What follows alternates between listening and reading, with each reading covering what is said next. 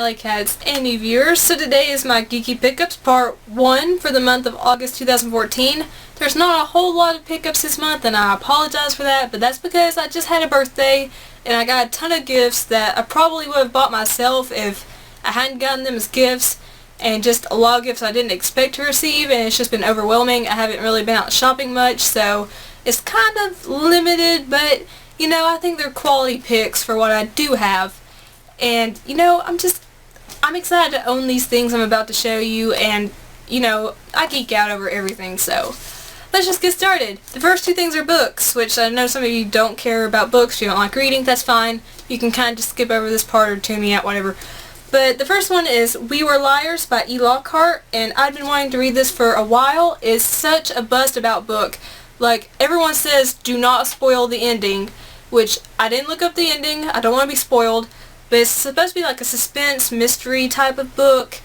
And it's not very big, so I can probably finish this in like a day. I'm a very fast reader. But I'm really excited to read it. I have read some of Alycats' previous books and enjoyed them. But I've heard this is a totally like different book. Like out of her league, not out of her league, but like out of her, you know, comfort zone. And I'm excited to read it. And John Green gave it a great review, and John Green wrote The Fault in Our Stars, which is one of my favorite books of all time, so, you know, that's like, it just automatically means awesome to me. So, We Were Liars. I will let y'all know what I think about it when I finish it. The second thing I have is actually a belated birthday gift from my parents, and it's belated because they looked for it at the bookstore, and apparently, I don't know if this is true or not, they told them at the bookstore that it was a limited edition book. It had a limited print run. I don't know, you can get it on Amazon, no problem, so I don't know if that was true or they just didn't want to deal with it, but it's True Blood, Steve Newland's Field Guide to Vampires and Other Creatures of Satan. It was written by Gianna Sabol and Michael McMillian, and Michael McMillian actually played Steve Newland in the show, which is really awesome. And this book is just amazing. Like, it's written like it's in Steve's viewpoint, and it's just got different like character bios and like different, you know, pictures and sketches. And the sketches are done by Lucy Griffiths, who played Nora, and that was Eric's sister in the 5th and 6th seasons of True Blood. And she did a great job, I think, with the drawings. But it's just so interesting to read, like, about the Fellowship of the Sun and all these different aspects that were in the show. And it's just really interesting to read because, I mean, the guy that co-wrote the book was actually on the show, and Gianna Sabol is an executive producer. And it's a really beautiful book. It's just this nice leather, and it's just so cool. Oh my gosh, I love to look through it. And it's just, and, like, a really cool part is, like, these segments right here, like where it's like blue, I don't know if you can see that, where there's been corrections made. That's actually Eric and Pam, two vampires from the show, making corrections because, you know, all the vampires hate Steve Newland because he was the leader of the Fellowship of the Sun. They're trying to eradicate the vampires. So if you don't watch True Blood, you're confused out of your mind right now, but this is so awesome, and I'm fangirling. I love it. It's just, I'm so glad that my parents still got this for me, even though they couldn't find it anywhere in town. So yeah, this is super awesome. If you're a fan of True Blood, pick this up because this is fan service at its finest. Oh my gosh. And the next thing is a CD. I was going to say games, but the next thing's a CD.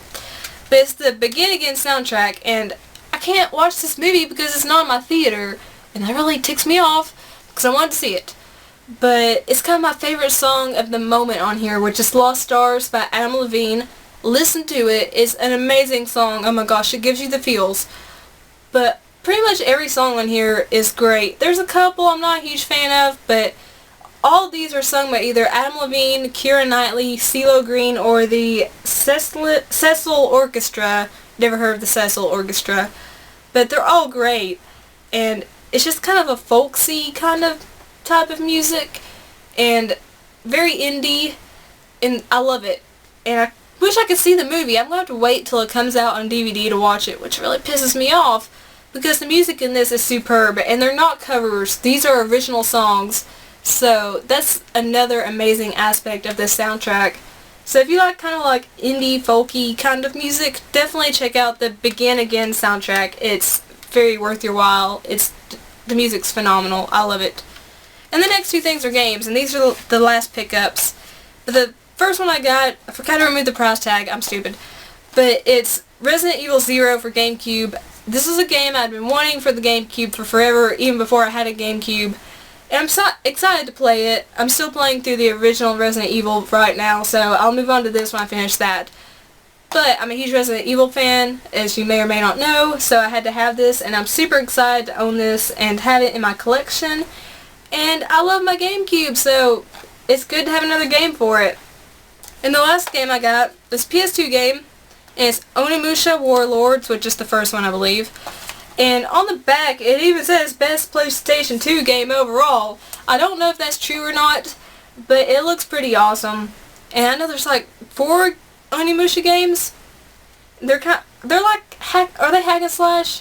I'm not too like caught up on the Musha series. I've just heard they're really good and that I needed to play them. A lot of people tell me to play them, so I got the first one. It was pretty cheap.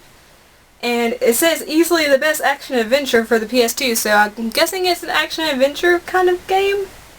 I'm going to play it soon to see what genre this is, because this is pathetic that I don't know what genre it is.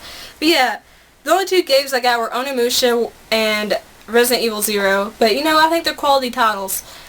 So those are my pickups for the first couple weeks. Hopefully the next couple weeks will have more, but I'm glad to have the ones I do have because these are awesome and I love them.